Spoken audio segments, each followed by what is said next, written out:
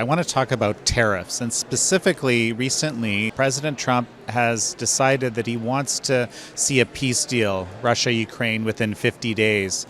And he's basically said if that deal isn't reached in 50 days, 100% secondary tariff on Russia. What do you think about that? I love it. I mean, this is the way President Trump operates, and that's why I admire him so very much. He's a winner. He knows how to negotiate. Sanctions against Russia, Biden tried that. Hey, they rose above that and had no problems. I mean, Russia basically is financing that war against Ukraine with their oil and gas money. If that's the forceful hand we need to do to put pressure on the Russians to get to the negotiating table with Ukraine, then I support the president in that. You know, we've been in this war for a long time. We've been supporting the Ukrainians. And I think the question is, what does victory look like for the United States? What is the path to peace? How do we end this war? We shouldn't call them tariffs because that sounds like this big evil word. A tariff is a sales tax on foreign goods. And Americans generally believe in sales taxes. I think every state has them. And all it is saying we're going to charge a higher sales tax on a good from another country. Frankly, for the first 100 and some odd years of our country, it was sales taxes on foreign goods that largely funded the country. And then we introduced the income tax, which has all kinds of negative effects. Frankly, I've been thinking about the idea of should we abolish the income tax and replace it with sales tax on foreign goods. Think about what that would do for our economy. Think how that would supercharge the United States. But what about the use of tariffs as a tool of diplomacy specifically? I'll give you an example. You know, it's been described credibly, I think, a couple of ways. One way is that the U.S. or the president is looking to have other countries choose between the U.S. defense and trade umbrella and the equivalent of communist China, or as a way of maybe isolating communist China. Your thoughts? Well, China is so big economically that it is going to be a challenge to isolate. But making sure that we enter into enough beneficial trade agreements with other countries, particularly in the Pacific region, we are going to be able to put them at least back on their heels. I just did a trade trip with the Natural Resource Committee to Japan, South Korea, and Taiwan, and I can assure you they want to turn to America. They want to turn our direction, and they want to move away from and not be dependent upon China. We've got to get independent from China. There's no way we ought to have any of our supplies for our airlines, for our vessels, get totally weaned off China. And it's easier said than done. TikTok, as an example. Why is that hard?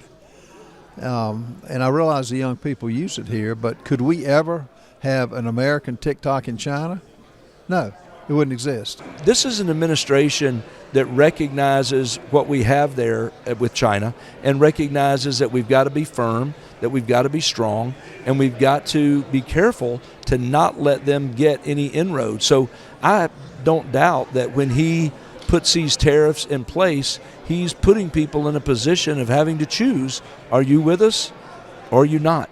We have this incredible asset, which is our economy and our demand for goods. We're a relatively small percentage of the world's population, but we buy a relatively large percentage of the stuff. And we're telling these other countries if they want access to our markets that they have to do things certain ways. Our top 20 to 25 trading partners would be people that are our allies today, and with some continued friendly support or friendly pressure from our president, I think we will end up with trade negotiations and trade policy that are much more reciprocal from people that are our allies today. China, when they come with gifts, bearing gifts, there's always strings attached.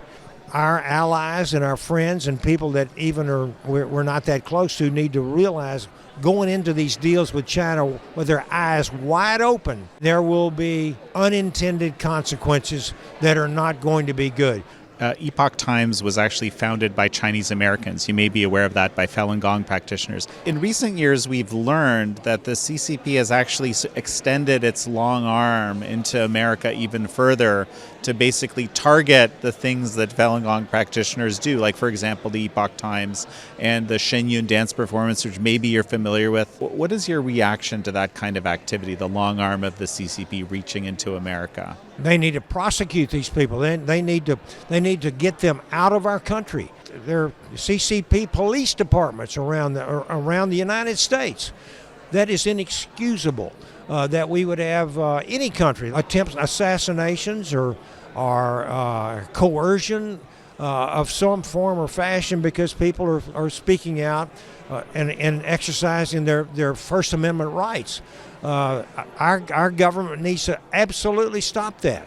I think it's important to expose it and let folks know that it is going on and that they become very aware of it. That's the most important thing we can do in the United States, is to educate and make people aware. This is one of the most oppressive regimes in the world. All of the constitutional liberties that we oftentimes take for granted, the First Amendment, the Second Amendment, have no root in China. I mean, it is a completely different human rights paradigm. My heart goes out to the Falun Gong, people who are peaceful. We know for certain now that the CCP is running a forced organ harvesting operation that is beyond human comprehension. To have people in prison, objectors, prisoners of conscience, political prisoners, and this regime has got their blood types, their tissue types, and somebody orders an organ and they go in there and force that person to give up an organ, and he loses his life. It is beyond anything I can even imagine. And it's a billions and billions of dollar operation. These are the people we're dealing with. The Communist Party of China, not the Chinese people, believes it is at war with us. We somehow don't believe we are at war with them. Part of the reason we didn't hold China accountable for COVID is it's hard to hold accountable the country that you're buying all your stuff from. We should not depend on China for prescription drugs. We should not depend on China for anything we need as a country in order to survive. We need to have China not having so much influence in our universities, in our media, in our social media and things. It's people are, and so many people are just willing to fall victim towards that Chinese manipulation. People are believing a lot of lies that helps the Chinese Communist Party to advance its cause and undermine American sovereignty, American production, American strength. Look, I'm banned from ever going to China, which I'm proud of. Communist China has its tentacles in everything we do here in America. They are preparing themselves. They're thinking 1,000 years out, and we're thinking 2 years, how do I get back to Congress? That's the problem. We've got to start thinking long term, and we've got to be ready and prepared, and that starts with being informed.